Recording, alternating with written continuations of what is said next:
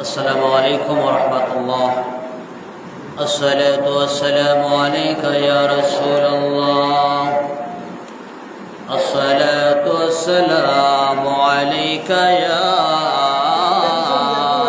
حبيب الله. الصلاة والسلام عليك يا سيد المرسلين.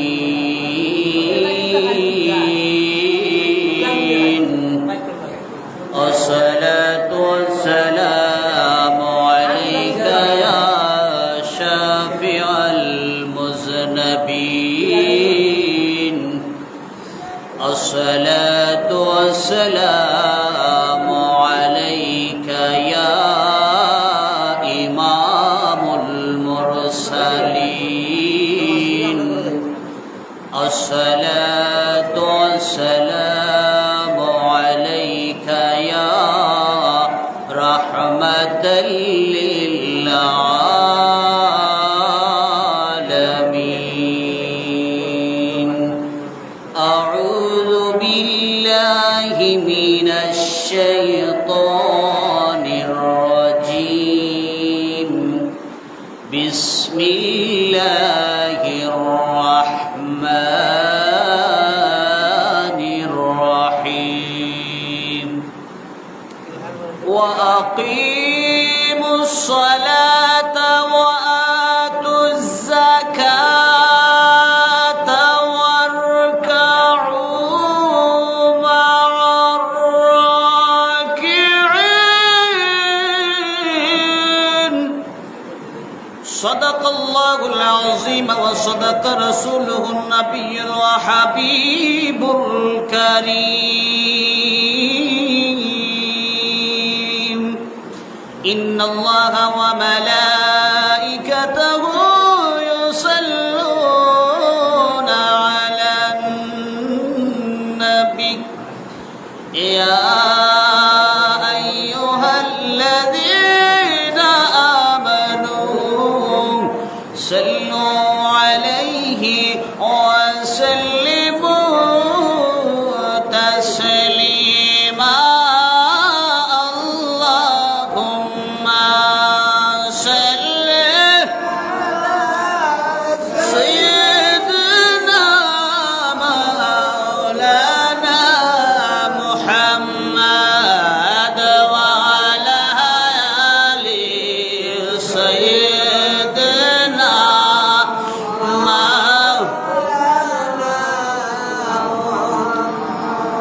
আরশের নিচে সেজদায় পড়ে কাঁদবেন নবী যারে যার। মাফ করে দেন দয়াল প্রভু উম্মত আমার গুনাহগার। আল্লাহুম্মা সাল্লি আলা সাইয়্যিদিনা মুহাম্মদ ওয়া আলা আলি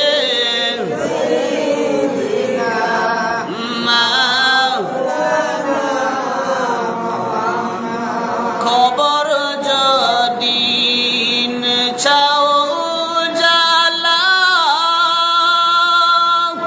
দুরুদ বানাও গলার মালা। সেই দুরুদে পার করে নিবে কঠিন হাসরের বেলা। আল্লাহুম্মা সাল্লি আলা সাইয়্যিদিনা মুহাম্মদ ওয়া আলা আলি মাওলানা। তৌফিক যদি দাও গো আল্লাহ, গুনাহ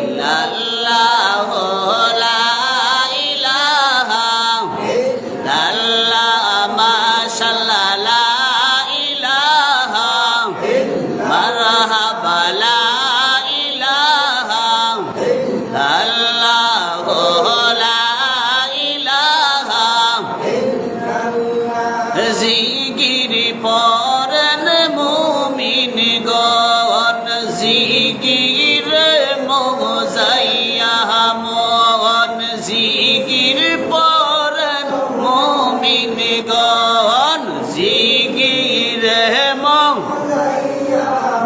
হায় হায় জিগির হয় দিল রৌশন হায় হায় জিগির হয়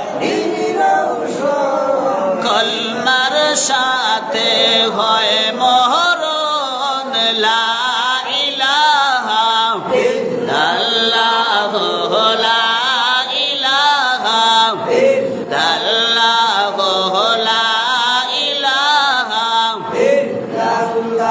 নবী আমরার মনের বেদনা হায় গো বুঝাইলে কেউ বুঝে না নবী আমরার মনের বেদনা বুঝাইলে কেউ বুঝে না নবী শুনাইলে কেউ শুনে না নবী শুনাইলে কেউ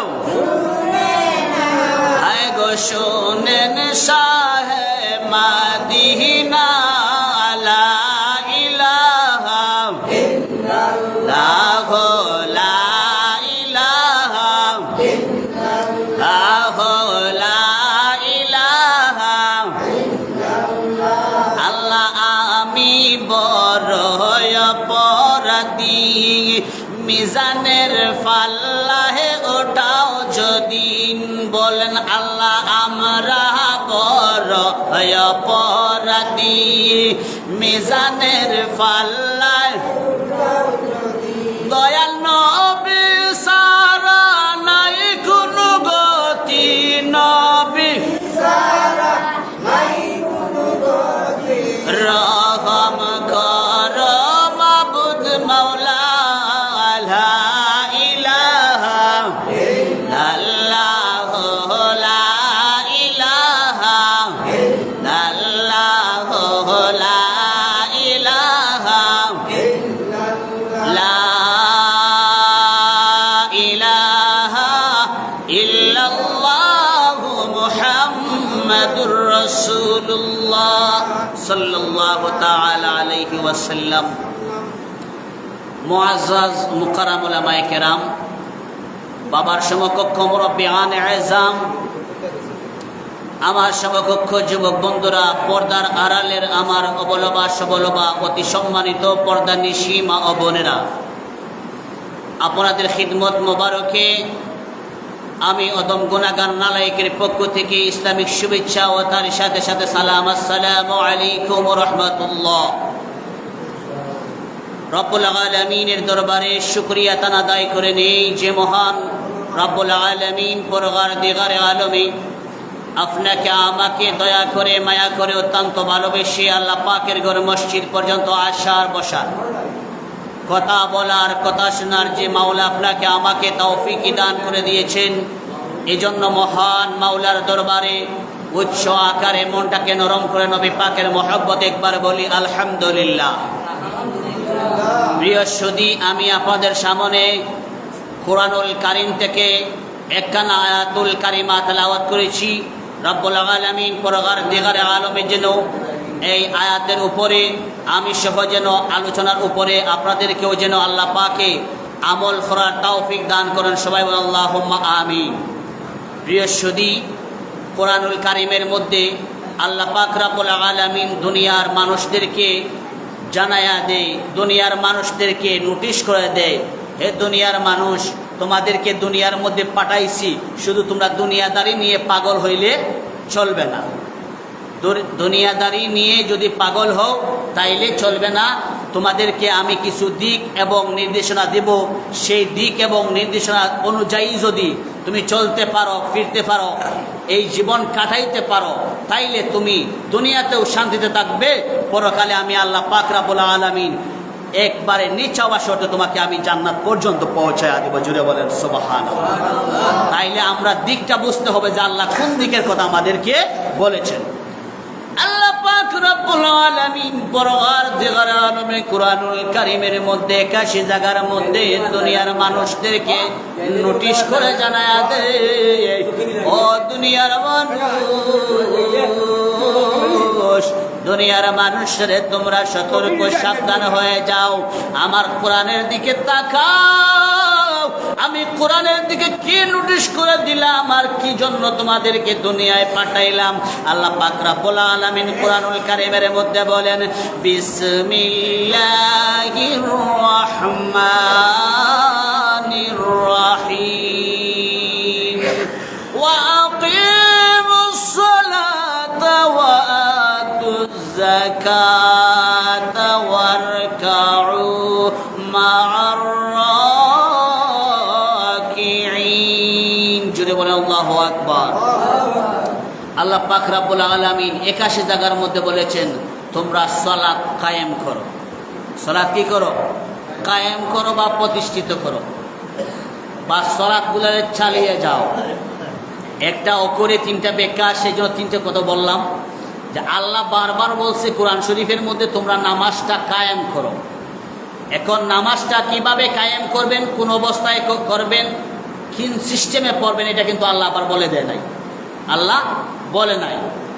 তাইলে আমাদের বর্তমান সময়ে বা বর্তমান সমাজে আমরা কিছু আলেম ওলামা, বড় বড় আলেম ওলামা বাহির হইছেন, আমরা শুধু কোরআন মানি, হাদিস মানি না। নাউজুবিল্লাহ বলেন। আমরা কি মানি? কোরআন মানি, হাদিস মানি না। একদলে বলে আমরা আহলে হাদিস, আমরা হাদিস মানি কিন্তু কোরআন মানি না। তাইলে বোঝা গেল এই দুই পক্ষের কারো ঈমান নাই। কারণ আপনি যদি ঈমান হতে হয়, আপনি সর্বপ্রথম কোরআনের দিকে তাকাইতে হবে।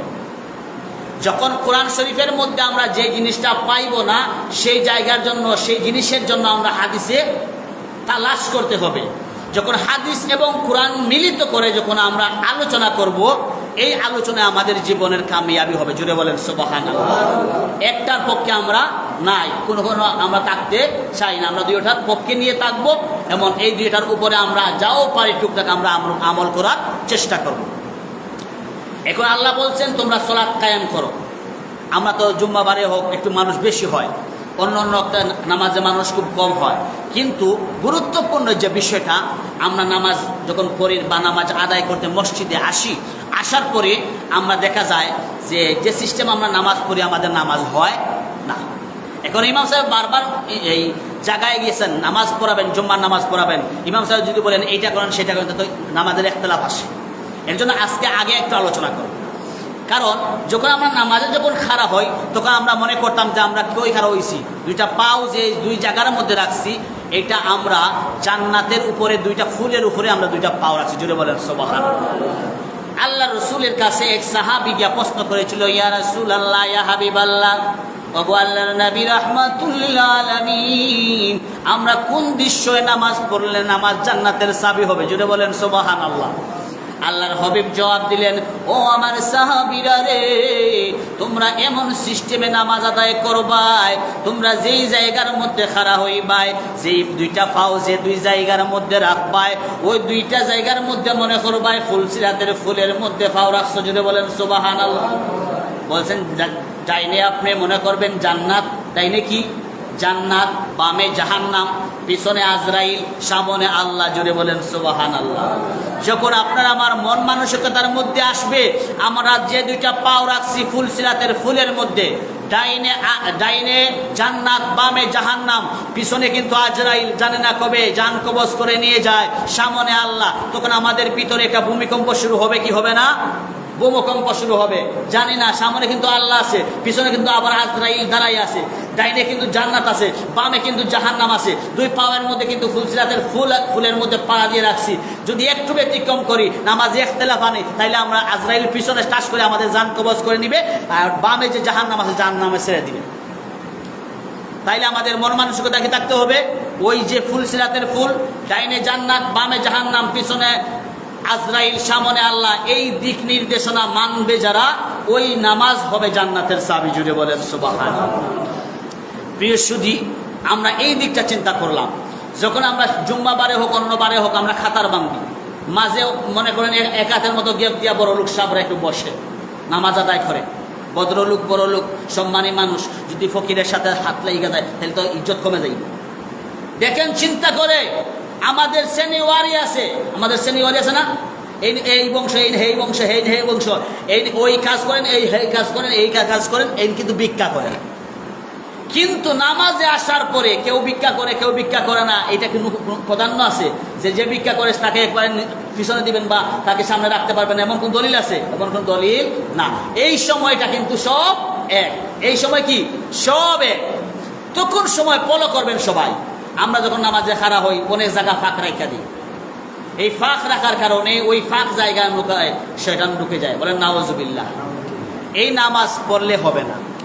আমরা যখন নামাজে দাঁড়াবো, যে দিক নির্দেশনা আল্লাহ রসুল দিয়েছেন, আমরা সেই দিক নির্দেশনা অনুযায়ী আমাদের মনের ভাবনা আনতে হবে। যখন মনের ভাবনা আনবো, দাঁড়াইব, তখন একের কোণে অপরের সাথে লাগতে। নামাজে খাড়া হয়েছি, আমি সবসময় আমার ডাইন দিক দেখবো, আমার ডাইন দিকের ওনার সাথে আমার কয়েন লাগছে কি লাগছে না। যদি কয়েন লাগে না লাগলে কিন্তু আমাদের ইখতিলাফ আসবে। অনেক সময় আমরা কয়েন লাগাইতে চাই না, কয়েন লাগাইলে হয় কয়েন দিয়ে বুতা মাইরে ফেলছি। কিন্তু এই যখন কয়েন লাগবে না, শয়তান ঢুকবে না, আমাদের ইখতিলাফ আসবে। এ দায়ী হবেন ওই দুইজন, এ দায়ী হবে কে? ও দুইজন। কিন্তু হাদিসে প্রমাণ দেয়, যখন মজলিসে জামাতের সাথে যখন নামাজ আদায় হয়, তখন আল্লাহ পাকের পক্ষ থেকে রহমতটা ইমাম সাহেবের সামনে আসে। হয়ে আসে ইমাম সাহেবের সামনে আসে, ওই রহমতগুলি কি বেষ্টন করে আসলাম মসজিদে ঘেরাও করে। জোরে বলেন সুবহানাল্লাহ। তাইলে আপনারা তো আইসো ইমামের উপরে বারাবার দিয়ে দিলেন, যা জানে ইমামে জানে, আমরা কিছুই জানি না। যখন ইমামে জানার পরে আপনাদেরকে সতর্ক করে, তখন আপনারা সতর্ক বাণী হন না কেন? এটা উদ্দেশ্য হইল আপনাদের, আমার না। আমি জানাইয়া দিছি, কোনের সাথে কোন লাগতে হবে। আপনার যে দুইটা পাও যে দুই জায়গায় রাখবেন, পাও নড়াচড়া করতে পারবে না, ডাইন পাও কোনো সময় নড়াচড়া করতে পারবে না, এমনকি বাম হাত কখনো নড়াচড়া করতে পারবে না। এটা নামাজের গুরুত্ব বিষয়গুলো আমি বলবো আজকে। ডাইন পাওয়ের বুড়ি আঙ্গুল, এটা বুড়ি আঙ্গুল বলি সবাই, বুড়ি আঙ্গুল যে জায়গার মধ্যে রাখবেন পরিপূর্ণ সোজা থাকতে হবে কাবার দিকে। একটু এদিক সেদিক হইলে নামাজে ইখতিলাফ আসবে। আমরা তো উত্তরে দক্ষিণে পাও দিয়া নামাজ পড়ি, উত্তরে দক্ষিণে খানা হইলাম, উত্তরে দক্ষিণে দিলাম দিয়ে নামাজ আদায় করলাম, এই নামাজ কাম হবে না। কারণ কাবা কি নামাজের শর্ত? হ্যাঁ, ফুবে দি ফলে নামাজ হয় না, উত্তরের দিন নামাজ হয় না, দক্ষিণের দিন নামাজ হয় না। এরা প্রশ্ন আসতে পারে যে হুজুর সারা জীবন কইরা এলাম পশ্চিম দিকে, আজকে দেখি আপনি বলেন পূর্বে পশ্চিমে উত্তরে দক্ষিণে নামাজ হয় না।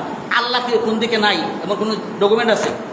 আল্লাহ সব দিকে আছে, কিন্তু কাবাকে সম্মান করতে গিয়ে, কাবাকে তাজিম করতে গিয়ে আমাদের কাছ থেকে কোটি কোটি মাইল দূরে কাবা, সেই কাবার দিকে লক্ষ্য করে আমরা নামাজ আদায় করি। যদি বলেন সুবহানাল্লাহ। একমাত্র কাবাকে তাজিম করার কারণে। আর আজকে ওই কাবার দিকে ফিরে আমরা প্রস্রাবও করি, অনেক মুসলমানের ছেলে প্রস্রাব করে। একটা কথা মনে রাখবেন, 5 দিকে ফিরিয়ে আপনি প্রস্রাব করতে পারবেন না। কেবলার দিকে মুখ করেও পারবেন না, কেবলার দিকে পিঠ করেও পারবেন না আপনি প্রস্রাব করতে। প্রবল বাতাস যখন আসে তখন সময় আপনি প্রস্রাব করতে পারবেন না। একবারে উলঙ্গ হয়েও আপনি পেশাব করতে পারবেন না, এগুলো নিষেধ। এটা হইল ইস্তেঞ্জার 5টা নিয়ম। প্রস্রাব যে করি 5টা নিয়ম আছে। ওই 5টা নিয়মের মধ্যে এই কেবলার দিকে মুখ করিয়া, কেবলার দিকে ফিট করিয়া, প্রবল বাতাসের দিকে মুখ করিয়া, একবারে উলঙ্গ হইয়া এই পেশাব করলে এটা আপনার জন্য, মুসলমান ইমানদারদের জন্য জায়েজ হবে না। এবার সতর্ক থাকতে হবে। আচ্ছা, অনেক সময় আমরা বসে থাকি না বাড়িতে বা অন্য জায়গায় আমরা বসে থাকি, হাঁটুর উপরে লঙ্গি তুলে আমরা বসে থাকি। কিন্তু একটা পুরুষের ফরজ হয়েছে নাভি, অনেক সময় বলে আলেম ওলামারা নাভির নিচ থেকে, আমি নাভির নিচ থেকে স্বাভাবিক নিচ, এক আঙ্গুল নিচ থেকে আঁটুর নিচে এই কান্টকের উপরে, কান্টু বুঝেন কোনটা, ঘন্টা বলা হয়, ঘন্টার উপরে আপনার শরীর থাকতো, এটা আপনার জন্য দায়ী ফরজ। জুড়ে বলেন সুবহানাল্লাহ। এই দায়ী ফরজের মধ্যে আমরা ইখতিলাফ আছে না নাই? অনেক আছে। আমরা প্রস্রাবে যখন খাড়া হই, দুই লঙ্গিটা একবারে জায়গা পর্যন্ত নিয়ে পৌঁছে দিই। আজব বিষয় না? এমনকি অনেক সময় দেখা যায়, অনেক আবার আপনারা কেউ রাগ করিয়ে না, অনেক দেখছি বৈশাল মানুষ অনেক সময় পেশাব করিয়ে পানি লয় না, ইমানদার মুসলমান দাবি করে। আবার আজান শুনলে মসজিদের পাশে দিয়েও যায়, কিন্তু নামাজে তো আসার সুযোগ নাই, কারণ সে তো পানি লয় নাই। হুজুর আসেন নামাজে, হুজুর একটু সমস্যা। মুসলমানের ছেলে হইয়া বলে একটু সমস্যা।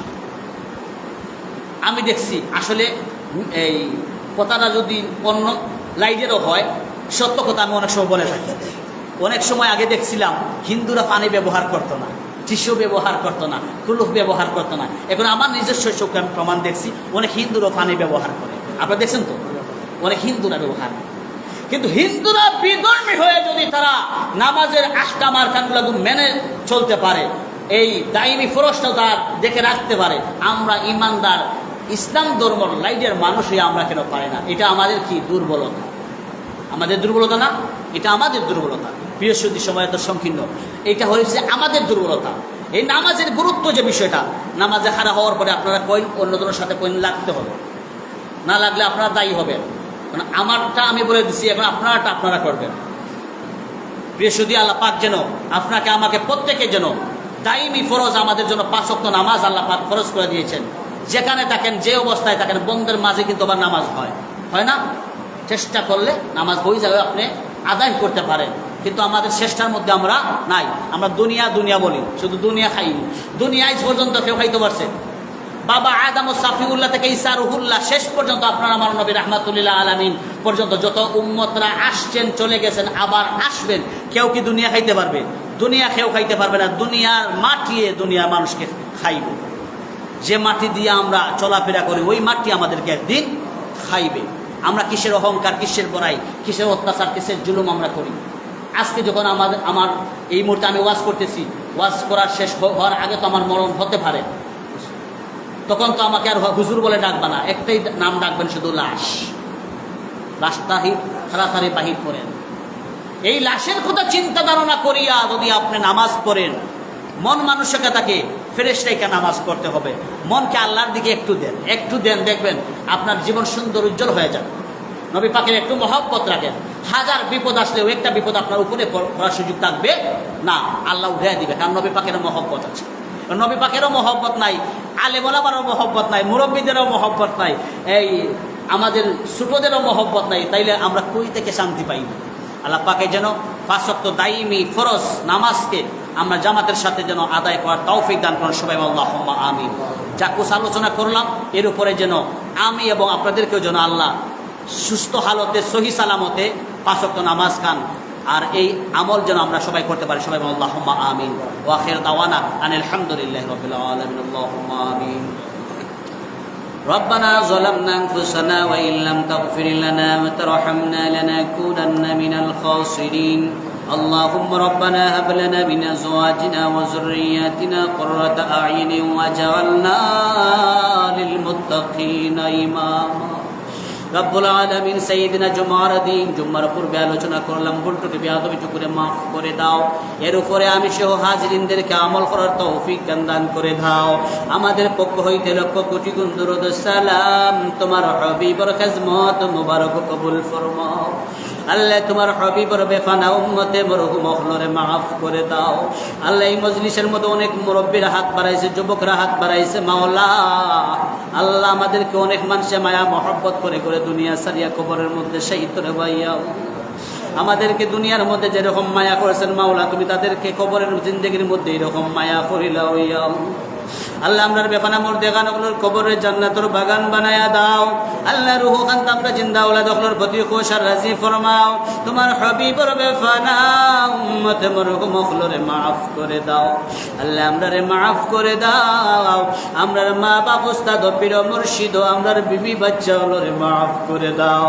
বাকি জিন্দেগি তোমার মকবুল গোলামি আমরারে নসিব ফরমাও। আমরা অভাবী ওগুলোর অভাব খান্তারে দূর করে দাও। ব্যবসায়ী ভাই ওগুলোর ব্যবসার মধ্যে খয়রার বারাকা দান ফরমাও।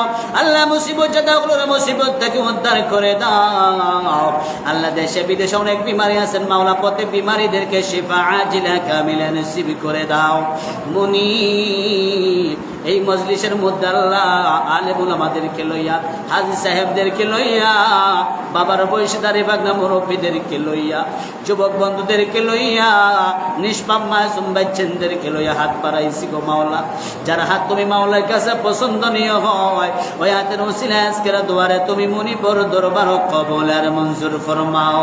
আমরার বাকি জিন্দেগি তোমার মকবুল গোলামি নসিব করে দাও। যেইভাবে চললে তুমি আর তোমার হাবিব খুশ হও তাহলে আমাদেরকে সেইভাবে চলার তৌফিক দান করে দাও। অবশেষে একটা আরজি কবুল করে নাও, মঞ্জুর করে নাও। মরণের আগে তোমার বাড়ি, তোমার হাবিবের বাড়ির মেহমান আমরা বানাও। হারমান শরীফ জিয়ারত আমাদেরকে নসিব করে দাও। আল্লাহ যেদিন মরণ দিবায় তোমার হাবিবের সামনে রাখিবাই গো আল্লাহ, তোমার হাবিবের নূরানি চেহারা নোর মোবারক দেখাইয়া দেখাইয়া জীবনের তামাম গুনাহ কসরিকে ক্ষমা করে দিয়া আমাদের জবানের মধ্যে এই দুনিয়ার লাস্ট কনি মধুর কালমা জারি করে দিও, লা ইলাহা ইল্লাল্লাহু মুহাম্মাদুর রাসূলুল্লাহ।